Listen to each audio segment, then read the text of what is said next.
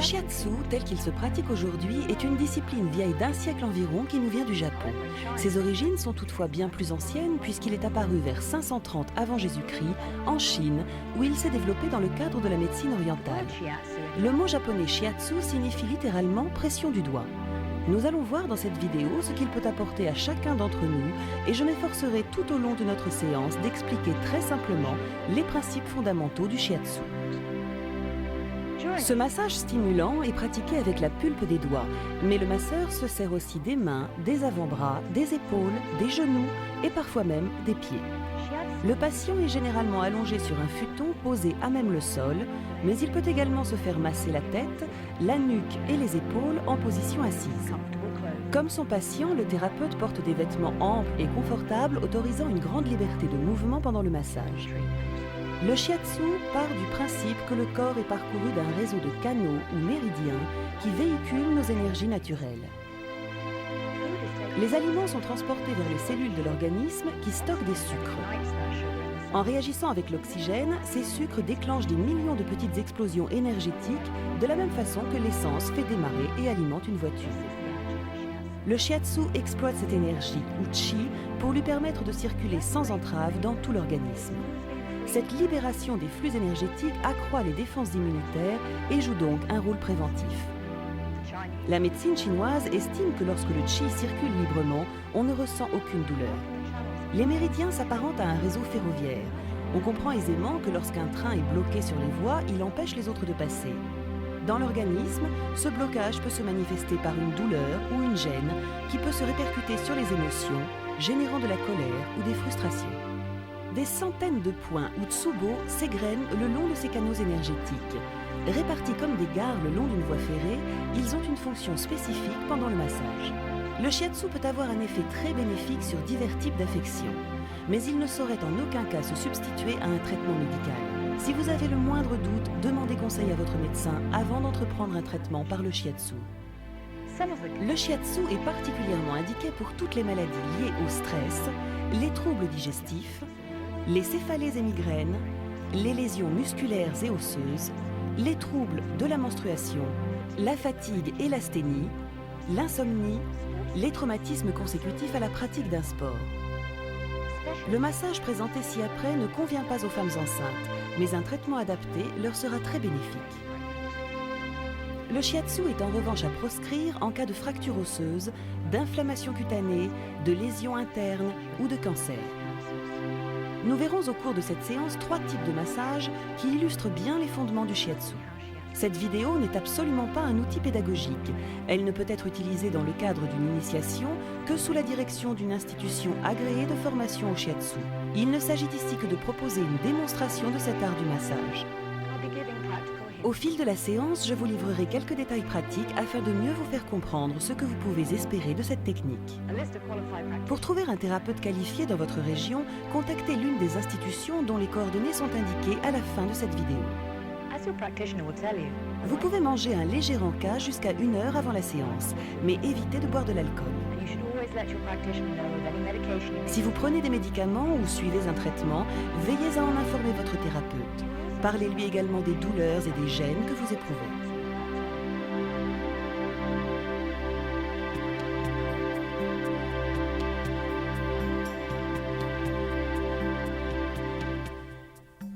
Dans un premier temps, je vais réaliser un massage sur une patiente en position assise.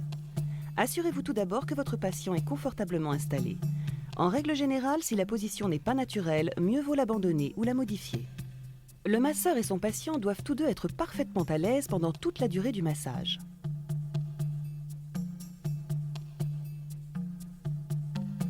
Décontractez-vous et faites le vide dans votre esprit afin de bien vous mettre en condition. Engagez votre patient à en faire autant.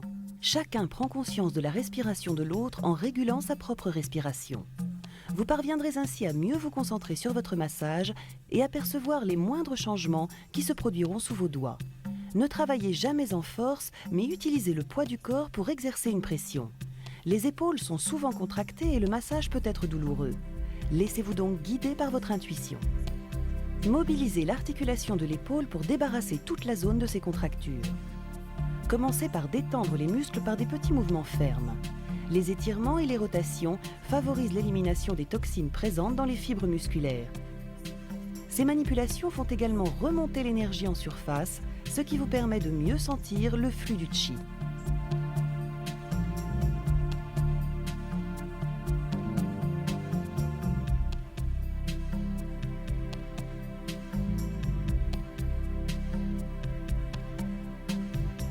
Pour exécuter ces percussions, les poignets doivent rester souples et bien détendus.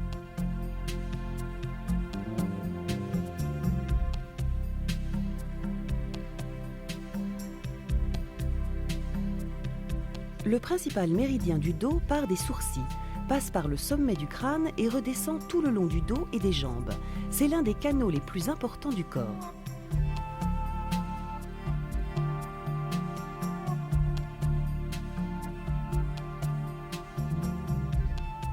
Soutenez en permanence votre patient en veillant à son confort et posez la paume de la main d'un côté de la colonne vertébrale. N'agissez jamais directement sur la colonne ni sur aucune autre articulation. Descendez doucement entre la colonne et l'omoplate, en repérant toutes les zones de résistance qui sont généralement plus sensibles que les autres points.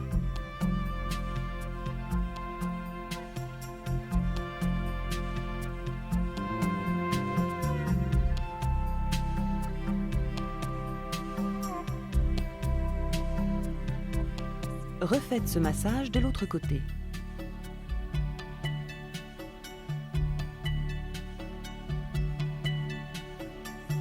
Commencez par de petites rotations de l'épaule et élargissez progressivement le mouvement.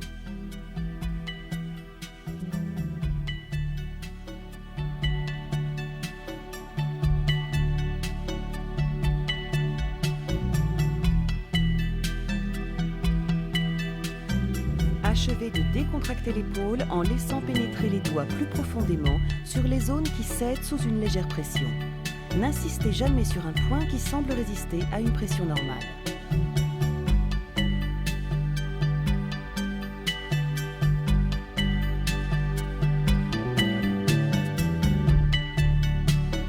Traitez l'autre côté de la même façon. La technique la plus agréable pour décongestionner les zones tendues consiste à les frictionner par passes circulaires avec le plat de la main. Posez le front sur ma main et laissez-vous aller complètement.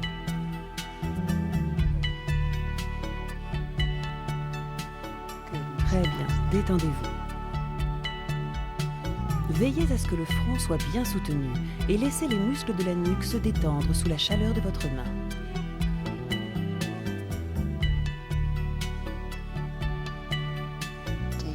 Inspirez profondément et relaxez-vous en expirant.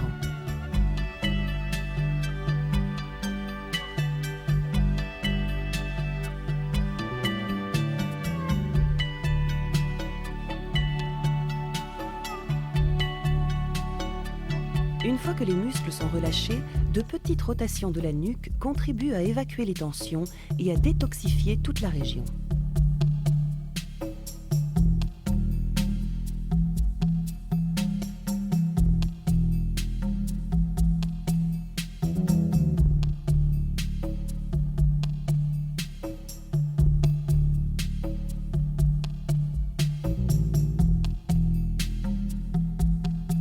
Maintenez toujours un contact pour soutenir votre patient, en contrôlant l'étirement sans jamais le forcer. Recommencez cette séquence de l'autre côté.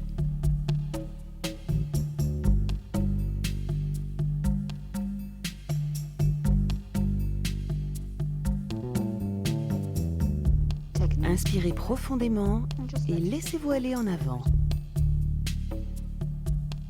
Inspirez à nouveau. Et détendez-vous à l'expiration.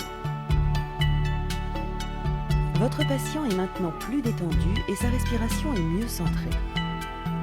Vous devriez sentir une différence entre la première rotation de l'épaule et celle-ci. Achevez ce massage en lissant toute la zone que vous venez de masser.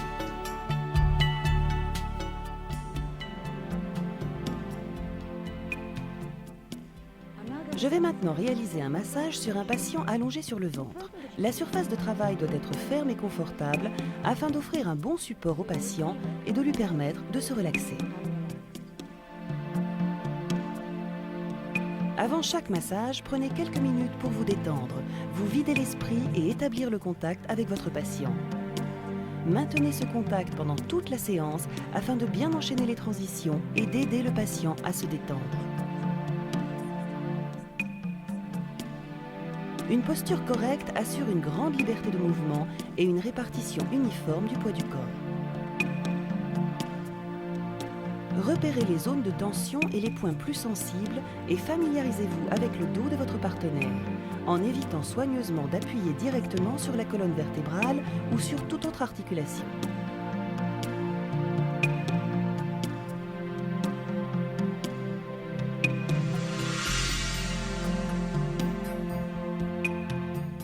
Relâchez la pression au moment de l'inspiration et effectuez l'étirement pendant le temps d'expiration.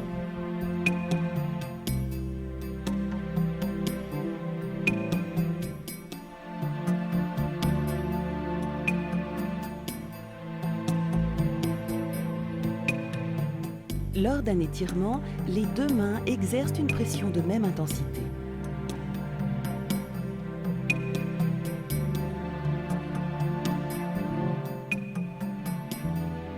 Comme pour le massage d'un sujet assis, travaillez le principal méridien du dos. Maintenez en permanence le contact avec la main de soutien et descendez le long du muscle avec l'autre main. Posez la paume sur le muscle en l'étirant doucement à mesure que vous progressez vers le bas.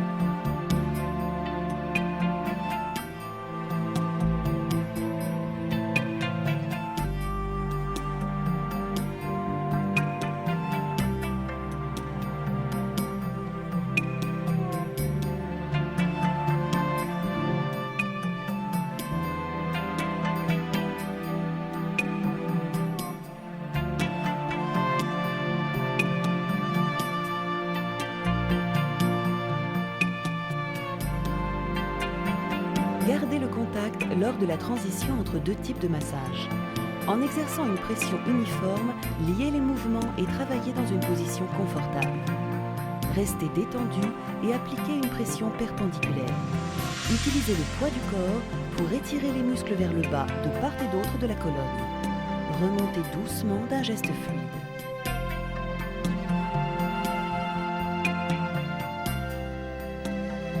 Reprenez ce massage de l'autre côté.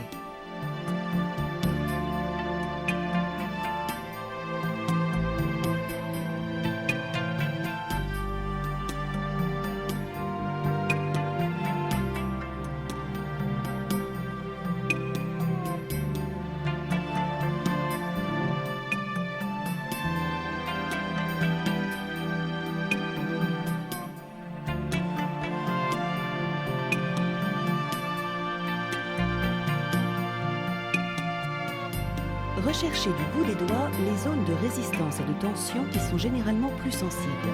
N'accentuez jamais la pression sur ces points. Allez chercher les zones plus détendues où vous laisserez pénétrer plus profondément les doigts.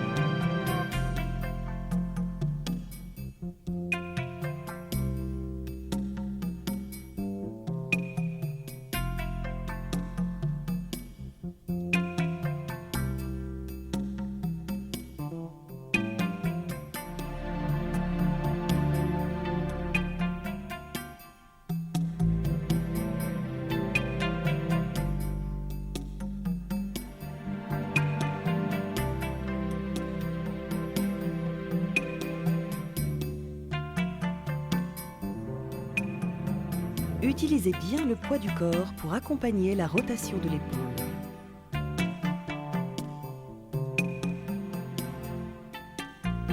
N'appuyez jamais trop fort. Décollez simplement l'omoplate et laissez-la réagir sous vos doigts.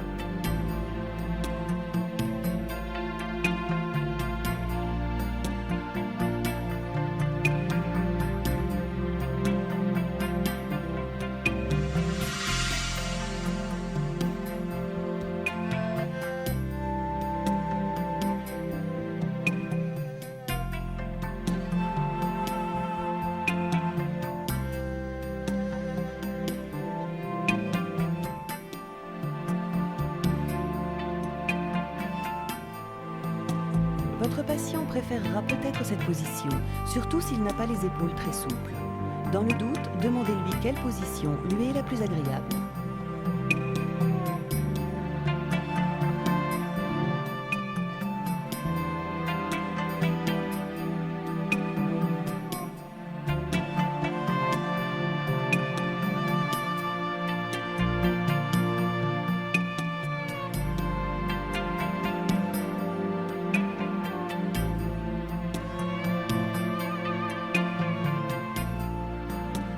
Secouez doucement le bras et l'épaule pour bien détendre tous les muscles de cette région. Évitez d'appuyer directement sur les articulations du coude et du poignet et relâchez un peu la pression sur l'avant-bras qui présente moins de muscles.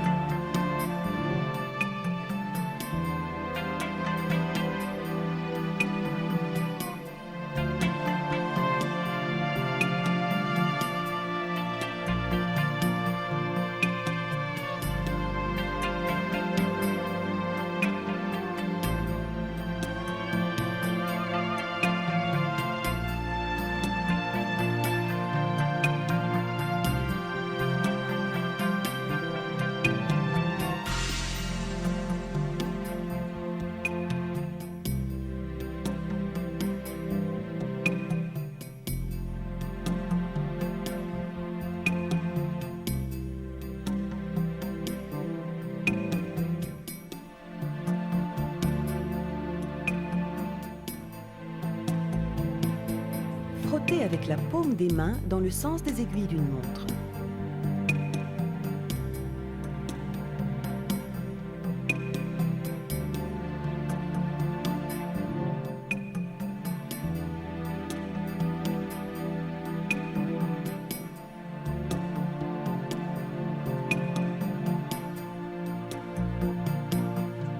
Les fesses sont souvent très contractées. Il faut lever les tensions pour débloquer le flux énergétique et réactiver sa circulation. Gardez toujours la main de soutien en contact avec votre patient, tandis que la main de travail descend le long du méridien. N'appuyez ni sur le genou, ni sur la cheville.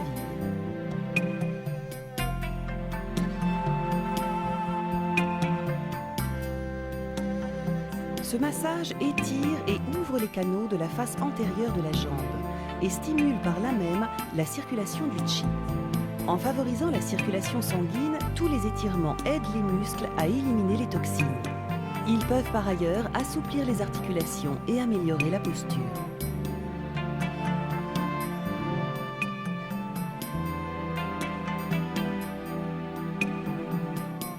Travaillez maintenant l'autre côté.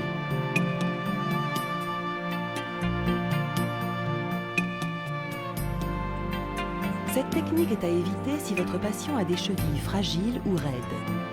Abaissez doucement les talons sur ses pieds. Au besoin, tenez-vous au dossier d'une chaise pour ne pas perdre l'équilibre. Marchez très délicatement sur le creux de la voûte plantaire, sur les coussinets métatarsiens, en faisant bien attention à ne pas écraser les orteils.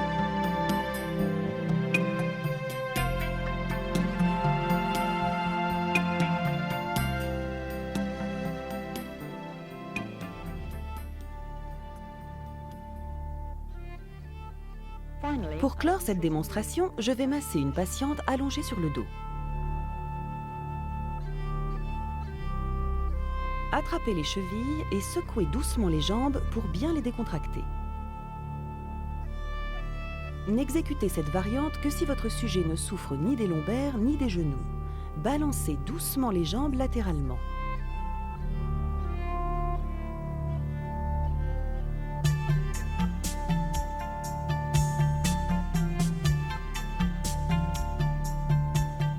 Évaluez la mobilité des hanches en leur imprimant une légère rotation sans oublier de soutenir votre patient afin qu'il reste parfaitement détendu.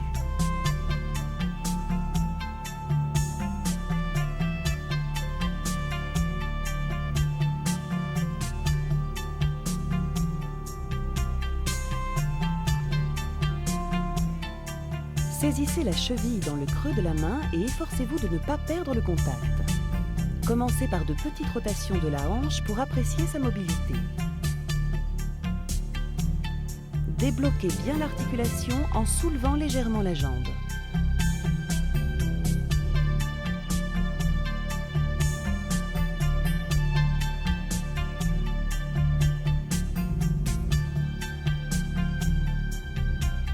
Posez la paume de la main sous l'aine et descendez sur la face interne de la cuisse en appuyant avec le poids du corps. Travaillez d'un geste précis en restant à l'écoute des réactions du patient, car cette région est souvent très sensible.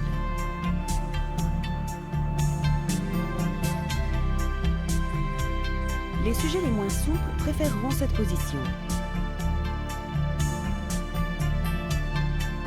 N'oubliez pas que pour donner toute sa mesure au massage, les deux partenaires doivent être parfaitement à l'aise et en phase.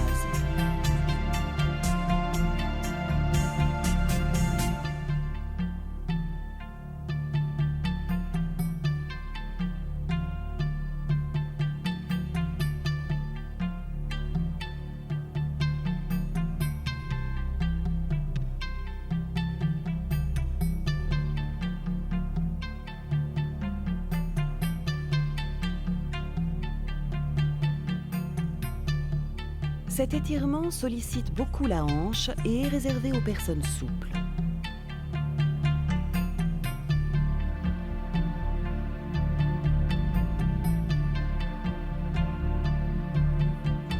Si l'articulation est moins mobile, soulagez-la en calant le pied du patient avec votre pied arrière.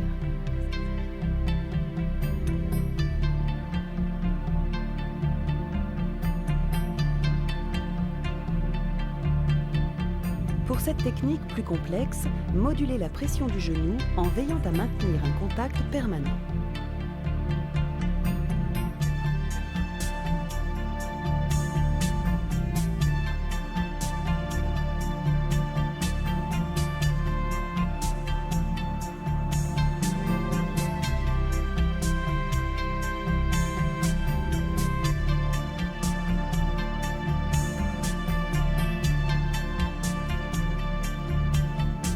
Soutenez le creux des genoux en abaissant les jambes.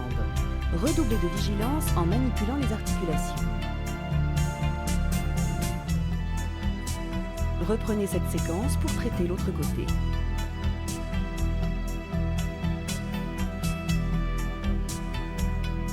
Avant d'entreprendre le massage de l'abdomen, demandez à votre patient s'il n'y voit pas d'objection. Imaginez que vous suivez le mouvement de flux et de reflux d'une vague.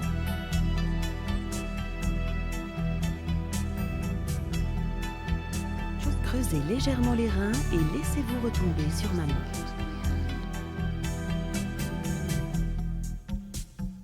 Tandis que la main basse avance, la main haute recule vers vous. Puis inversez le mouvement en exerçant une pression égale sur le dos et le ventre. Certaines personnes apprécient particulièrement ce massage très efficace pour soulager les douleurs lombaires.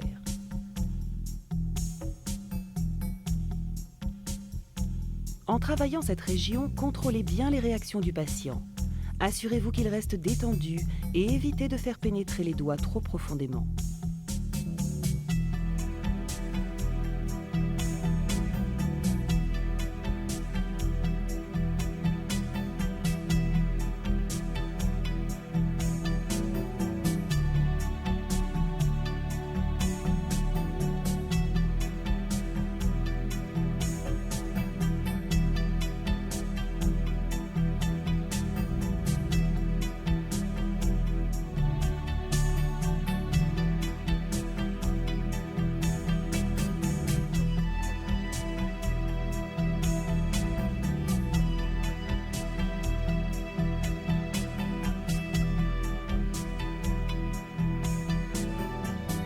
Libérez le flux énergétique en imprimant de petites frictions circulaires avec la paume de la main.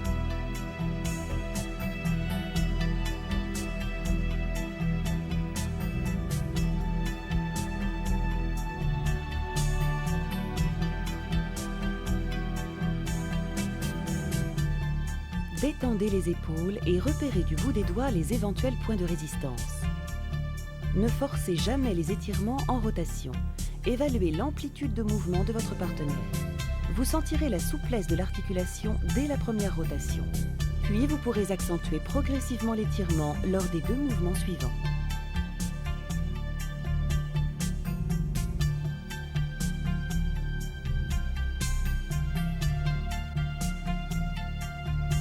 Cette variante, tout en douceur, étire à la fois la nuque et l'épaule.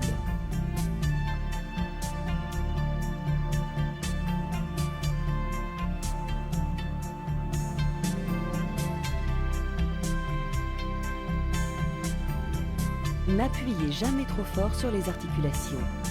Réservez aux articulations et aux parties du corps les moins musclées des pressions très légères de la paume.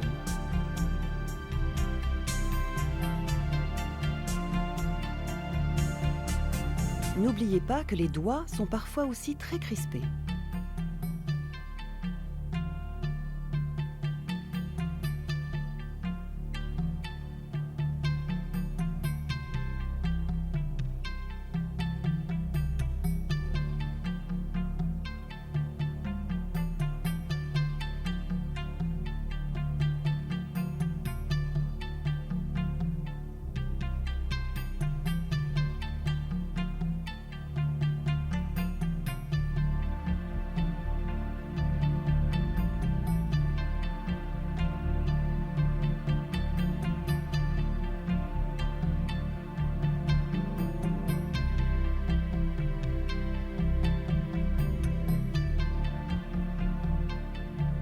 Ce léger étirement des épaules constitue une bonne transition avant de masser l'autre côté. Étirez maintenant l'autre épaule. Passez les doigts sur les muscles de l'épaule par petites passes circulaires. Inspirez profondément, puis expirez. Travaillez toujours cette zone tout en souplesse. Effectuez l'étirement sur le temps d'expiration du patient. Inspirez à nouveau et relâchez. Soufflez. Détendez-vous.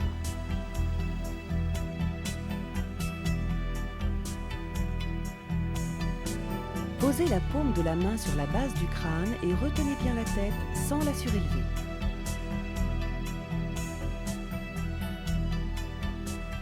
Recommencez cet étirement en tournant légèrement la tête du patient de côté en soutenant toujours la nuque.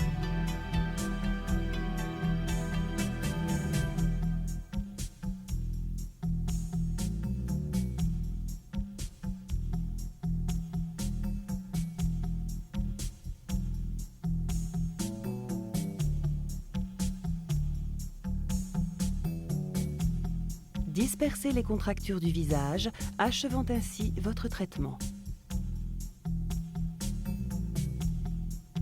Revenez en position de repos.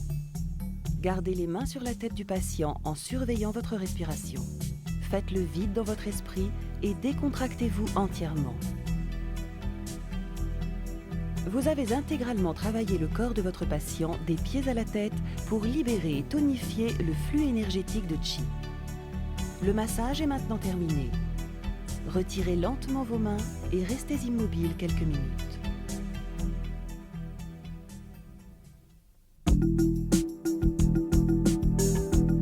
J'espère que vous avez apprécié cette présentation de l'art du massage selon le Shiatsu. Pour toute information supplémentaire, contactez l'un des organismes suivants. Au revoir.